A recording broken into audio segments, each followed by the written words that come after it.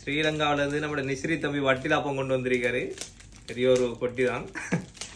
Open பண்ணி பார்ப்போம். என்ன நம்ம சகாக்கள் வாரத்து கடையில் ஏதோ ஓப்பன் பண்ணி நம்ம தின்ன வேண்டியது திண்டு கடை இல்லாட்டி நமக்கு சின்ன துண்டும் கிடைக்காது. ரெண்டு சாப்பாடு சாப்பிட்றோண்டா பயங்கரமாக தின்னுவானு.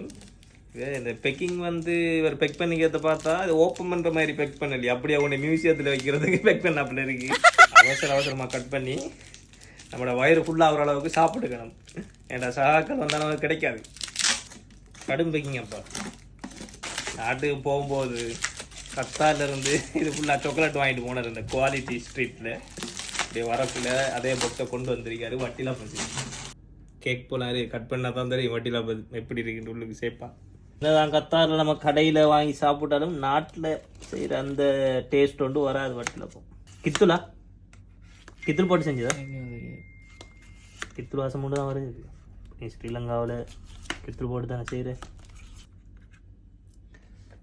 ஐவா பார்த்து மகளே, இதான் ஸ்ரீலங்காட ஒரிஜினல் வட்டிலாப்பம் கித்துல் போட்டு செஞ்சது. ஷேப்பை பாருங்க.